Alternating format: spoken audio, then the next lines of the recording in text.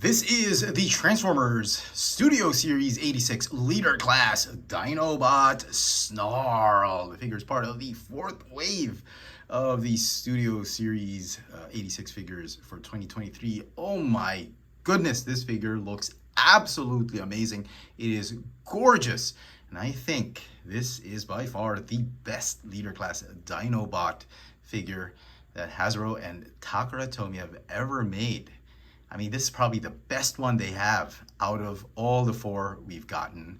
I absolutely love this figure. Details are amazing. Transformation engineering is fantastic.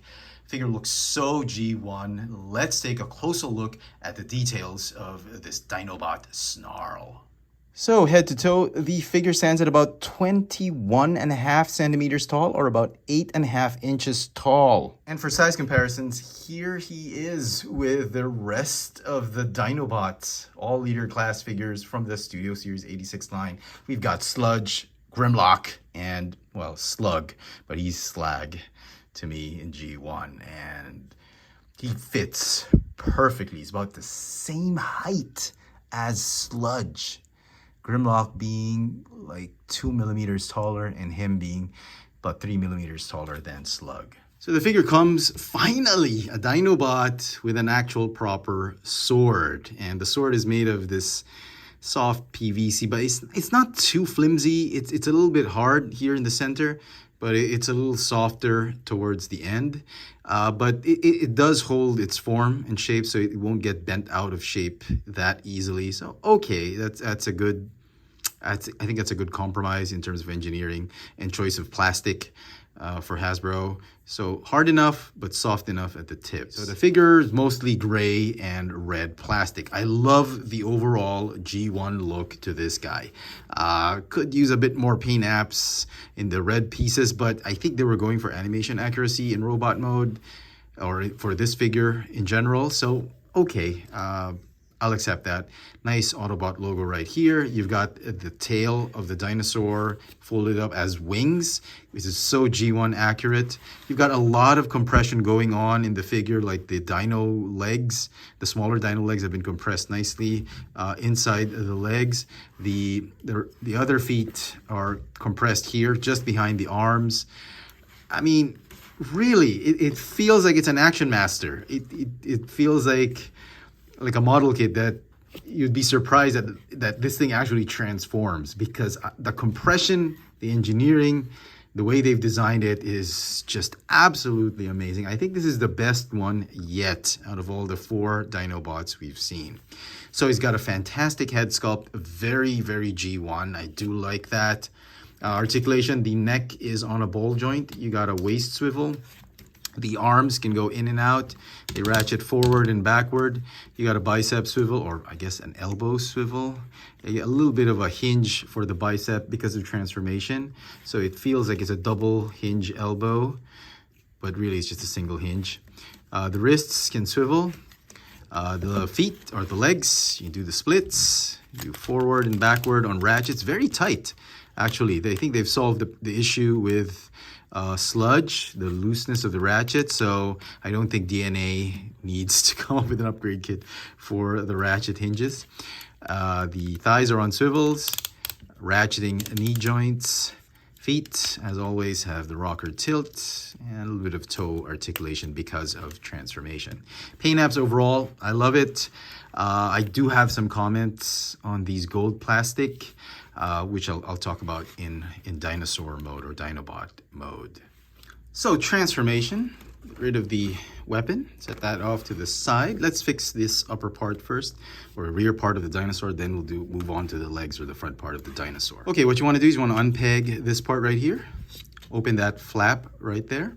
Then you want to fold the head back, all the way back like that. Now this chest bit is just going to open up like this. I actually thought this was like a cockpit that would open up, much like G1, but unfortunately it doesn't. It just does that because of transformation. So this whole part with the scales or the spikes, you're going to fold it up right here, and then you're going to tab it onto this black piece right here. You're going to form the rear end of Snarl's Dinobot mode. Okay, now these wings, they're going to form the tail. It's not gonna make sense right now. It looks weird, but I promise it's gonna look fantastic and cute once you've finished it. Okay, now the arms. The arms, you wanna go ahead and open up the dino legs. You wanna fold up the fists, and then what you wanna do is you wanna fold this bit right here, and then tab in the forearms onto the shoulders, okay? And the feet are just gonna stay right there, okay? Or rotate it this way and then move it that way. We'll fix that later. Okay. Do the same on the other side. I'm gonna fold, rotate this, and then fold the fists, fold that, fold, tab in, and it'll just sit right there for the time being. Okay, at this point, you want to rotate the waist and then pop the entire upper torso up like that. Okay, now the legs. You wanna open up these panels right here. You wanna untab these leg pieces right here. Go ahead and do that. And then you wanna fold the toes like this.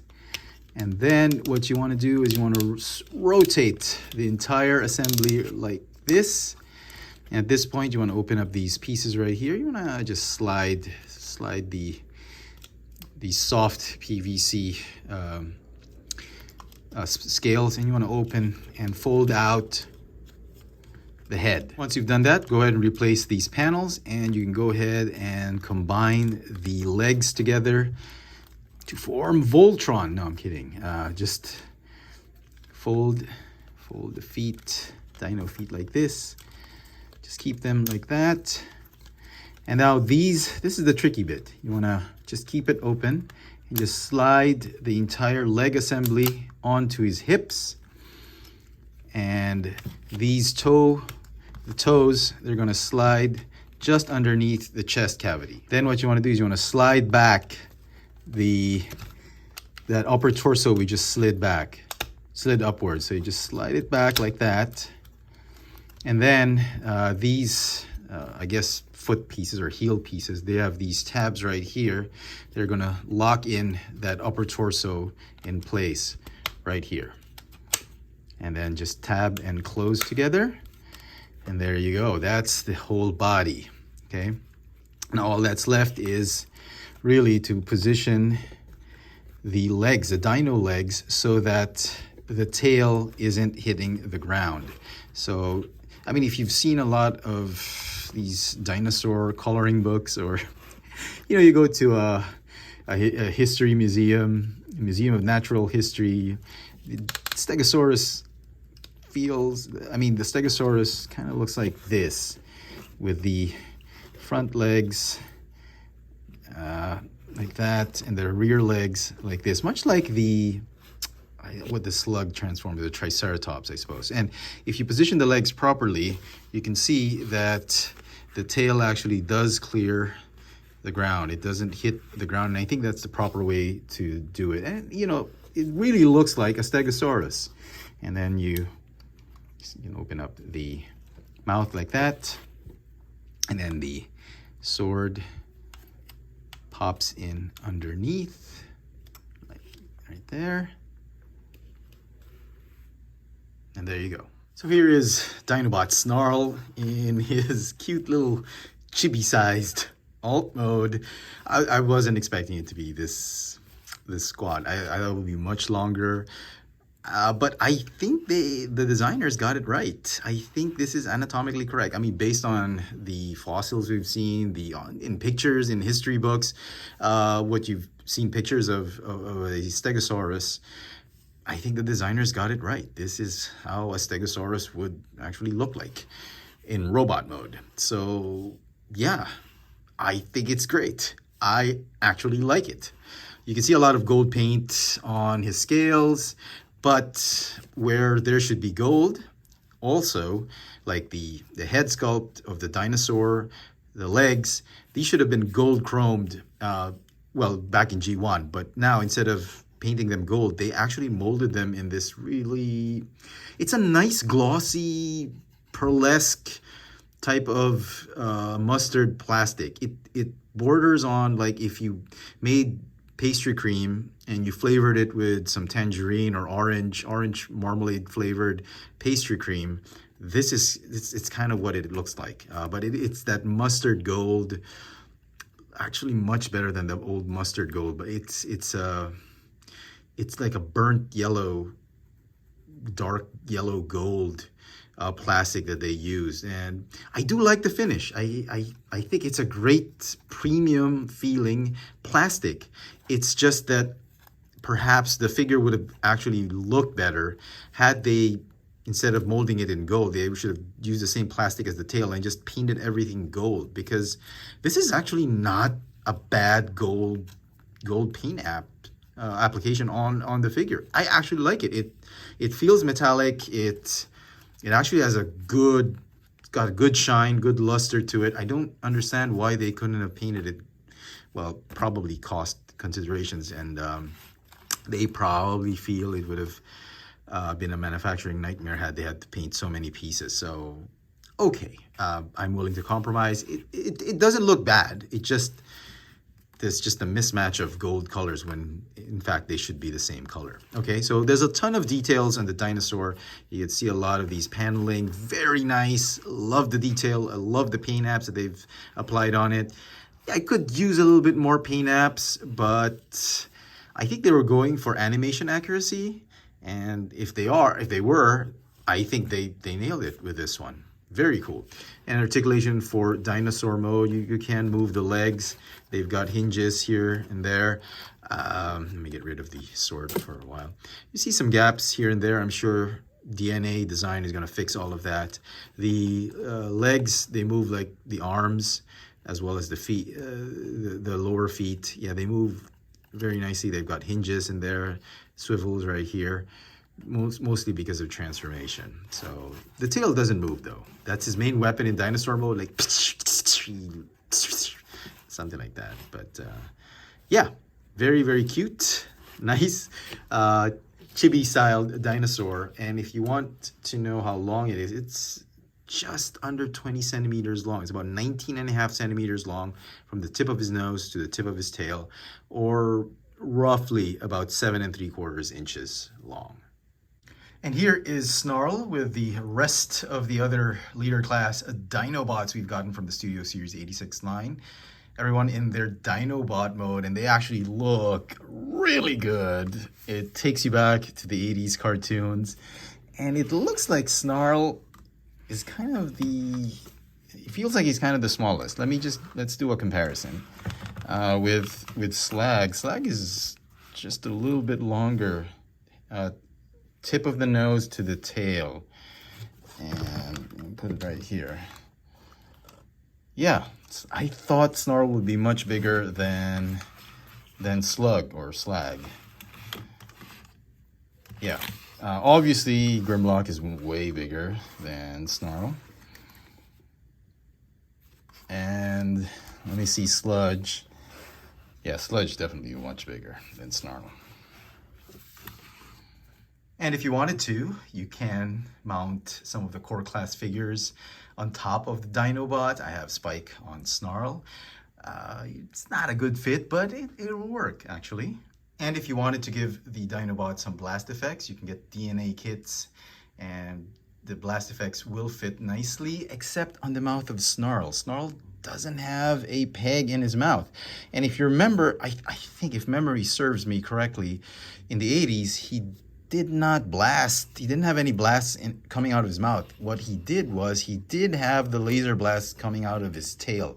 I'm not sure. Somebody let me know. But this, when I was a kid watching the 80s cartoon, this is what I remember. And there are some pegs on the tail that will fit some of the blast effects very nicely. So compared to the other three, his blast effects would probably be on the tail.